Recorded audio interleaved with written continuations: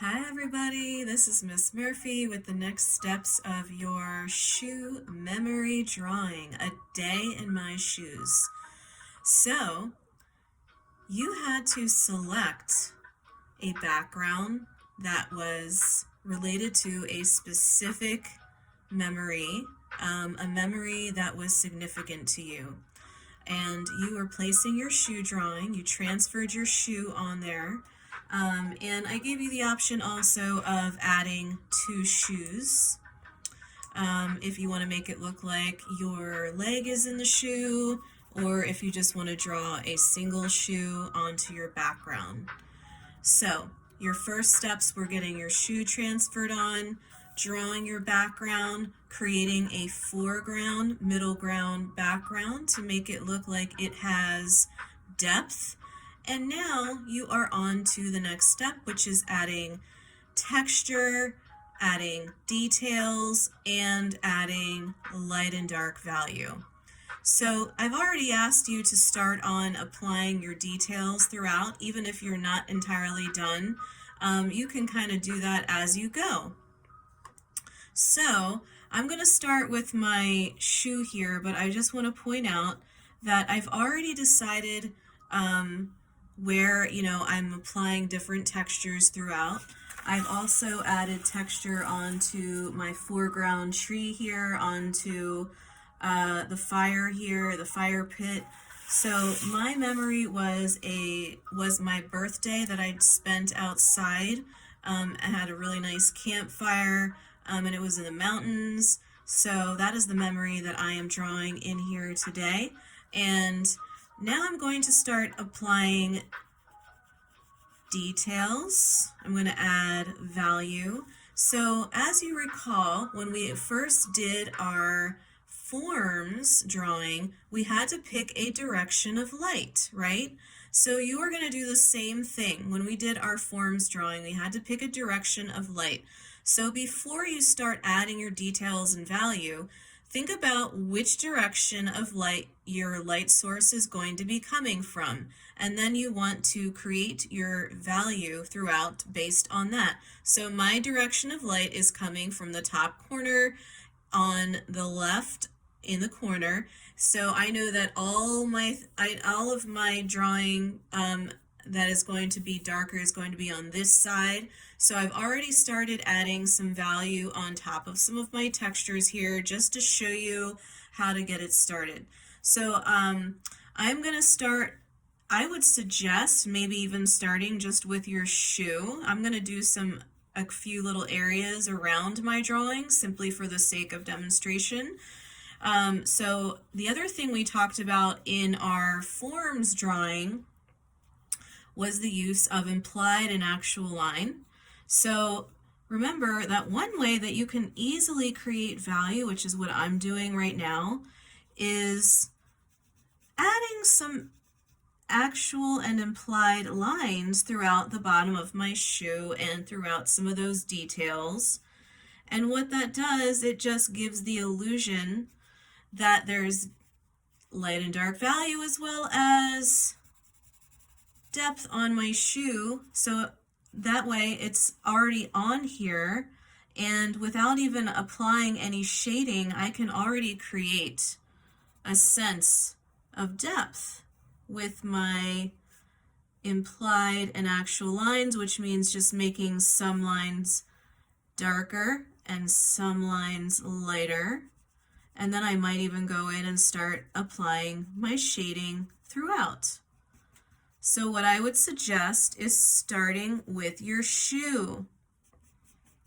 And I'm going to look at some of my details here, like so. I'm going to shade this in. And keep in mind that you want to make sure you can see your details, but you're not outlining everything. You don't want to just outline things because then they're going to look really flat. So you want to avoid that by using what we practiced previously, which were those implied and actual lines throughout. So take your time, and also you can gradually start to add value in your drawing As you do this and as you start to add the details, you can just do this in the process. So I'm going to go along here, I'm going to go along here, I'm going to start to add. So you can already see I'm starting to pull out some of those details in here. Some of you might have photograph references of your background too that might help you. And I'm using a reference, so I'm looking at a picture that's helping me see like where the light and dark values are on my trees, as well as some of the textures that I have on there.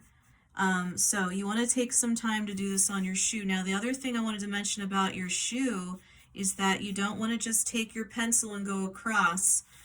You want to make sure that you are thinking about what areas would really be darker and how do I make my shoe still look three-dimensional without losing that aspect of it. So I tend to kind of look at the little corners and, you know, where the folds are on the shoe. Even like the bottom of the shoe, like I'm showing you right now, it tends to have a little more shading and value throughout, like even on the tip here. I know it's going to be kind of coming up here, and sometimes I'll shade it in and then just gradually add it and blend it across lightly with my Q-tip.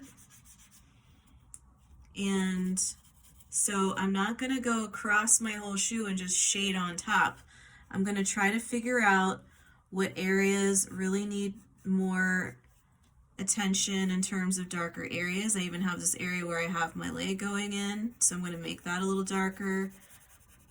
So like when we did the forms, the subtlest things that you can do sometimes actually make a huge difference. So I'm going to go back here too in my shoe and really shade this in. So back here, I'm going to go into my shoe and create my value on there. So I want you to focus on, you know, really looking at your shoe. And if you finish that part of adding value and adding details and texture on your shoe, then I would move forward. And remember that the bottom of your shoe is going to have some darker areas because obviously it's on the ground or wherever you have it placed. You really want to show those darker areas on your shoe. And I want to show you that I also like on the folds of my sole here, not the fold, but the rubber parts of my shoe, which would be like the little areas that have little creases in them. I definitely accented them with some value, but I didn't just shade over top. I want to make it look like those areas. So I take my pencil across the line, I shade it a little bit, and I'm holding my pencil at an angle so as not to just make it look like scribble marks on top, and so that I also get a nice soft blend of my light and dark values. Remember, the other thing we talked about was, and so what I'm also showing you here is that sometimes just a little bit of pencil in here, adding your pencil marks a little bit can go a long way. And then you can also go back in and erase any highlights, just like so. If you finish with your shoe, and I'm going to add on to my video here, but as you can see, I've already started adding more areas of value and texture and details throughout my background. Remember to show a light source that is direct, and take your time with parts at a time. So you might want to focus on your shoe and the ground in this area. You might want to or you could go in another direction where I already started a few little areas throughout just to help me visualize my light source. But again, you want to make sure you're getting all those details in there and creating light and dark values throughout with consistency from the direct light source that you've created.